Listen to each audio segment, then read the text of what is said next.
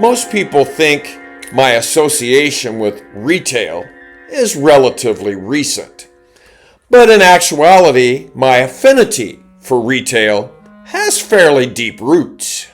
Here is a painting that I did, watercolor, of a store that used to exist in the area called TG&Y. It was always my dream to own my own store. As a matter of fact, in my grandmother's basement,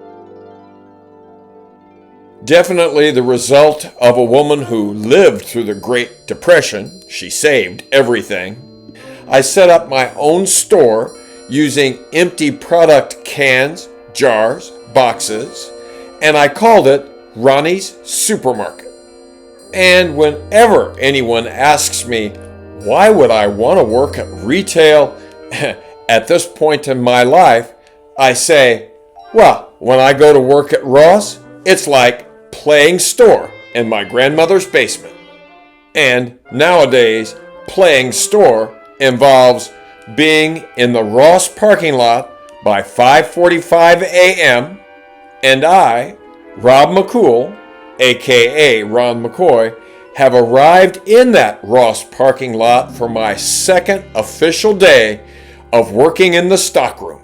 And even though I felt confident about my chances for success last night, not so much this morning.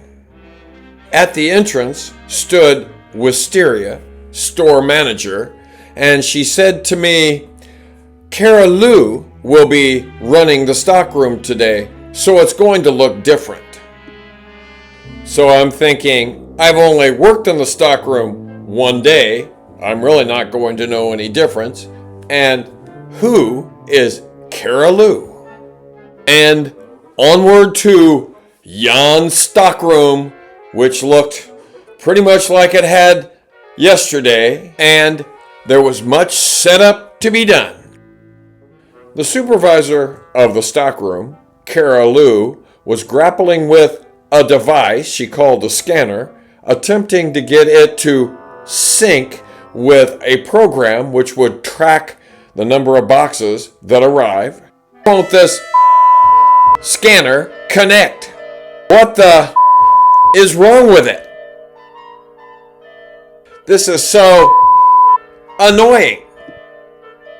Why is this thing always working against me? I introduced myself to Cara Lou when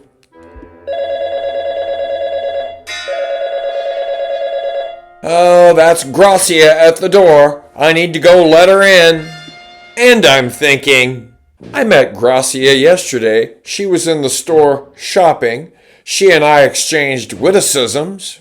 And before long, Gracia had arrived, ready to meet the challenges of the stockroom. And tantamount to cracking the Da Vinci Code, Cara Lou is able to get the scanner synced with the system so that we can get this process started. And anyone would have thought she had won the lottery. And with Gracia as my podmate, the boxes started rolling along the Nestaflex, the assembly line. Rob, you know, you can use your knife to cut your boxes open. I'm cold. Rob, that doesn't go there. That goes in Men's. I am so cold. Rob, be sure you put the little boxes in the trash. I'm cold. Rob, be sure to cut the boxes open. Cut them open before you throw them away. I am cold. Rob, that doesn't go in toys.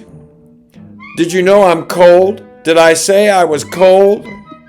Helping to facilitate this whole process was former stockroom manager Dirk. He helped us a lot by pre-cutting the boxes. I learned later that he was purifying. In other words, he was removing anything that was apparel, shoes, or purses. And after about 35 to 40 minutes, all of the boxes had arrived. They had been opened. Everything, the contents inside these boxes had been categorized into Hummers and blue bins, and along came Carol Lou wielding a mysterious hat filled with slips of paper.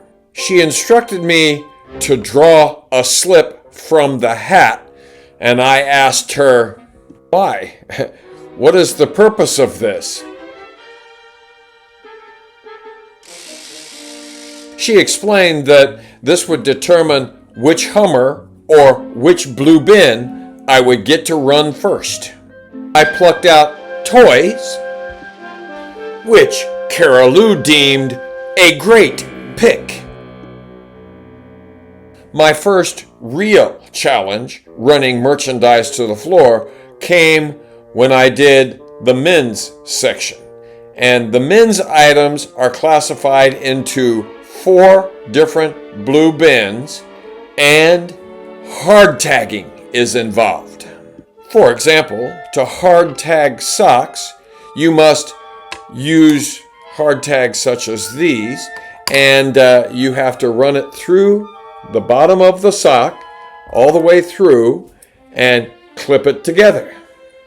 And even though in my mind it seemed to be taking me forever, Carol Lou came along and stated to me, "You seem to be emptying these blue bins very quickly."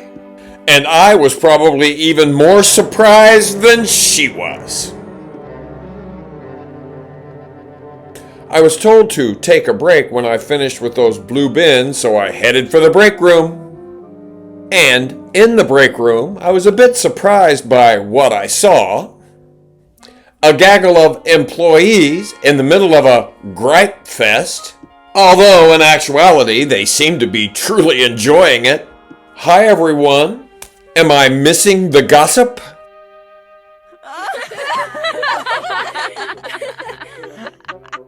I'm thinking, I'm another Bob Hope. And as I listen, I pick up information about who seems to always be on break, who's always shopping, who never shows up on time, all great workplace gossip topics.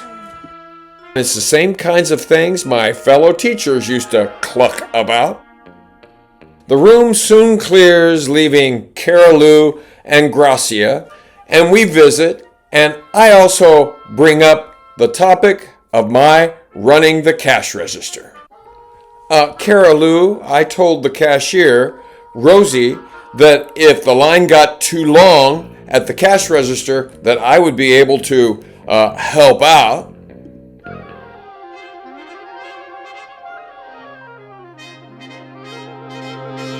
And while overall she did seem supportive of the idea, I wondered if maybe I had overstepped some kind of boundary.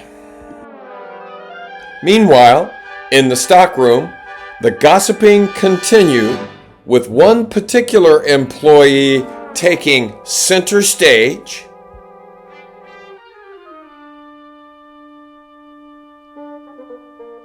Her name was Kaylee, and she explained that she didn't want to continue to gossip in front of Rob McCool, to which I responded, "Go right ahead. I was a teacher for 40 years, and I am used to hearing gossip." She had been a teacher as well, she explained, for 7 years. Kaylee is one of the apparel ladies, and there were 3 others that I got to meet. Yvonda, Brenna, and, of course, Izzy. By this point, Rosie, the cashier, had been bumped to the stockroom to work on tagging shoes, and she explained to me that tagging shoes makes the time go by fast. And Rosie was right. Before I knew it, it was time for me to clock out at the end of my second official day working at Russ Suit Up for Less, and I felt so great about all of the phenomenal people that I had met so far, and people that I still had the opportunity to look forward to meeting. Those people are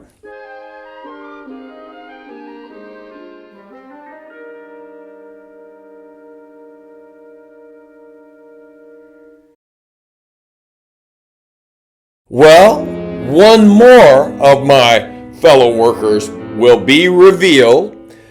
I'll give you more clues in a moment, but if you like how everything is stacking up so far, please click on like, subscribe, and on the notification bell so that you always know when I upload a new video. And now, that one other Russ Suit Up for Less worker is about to be revealed. It's someone whom I met on my third official day working at the store. Here it comes. Yes, this mystery employee is about to be revealed. She officially started at Russ Suit Up for Less on Monday, December 16, and it is Macy. And Macy makes her debut as an official worker on that Monday, and she is only one of many great employees that I will get to continue to work with as the adventures in Retail Rob continue.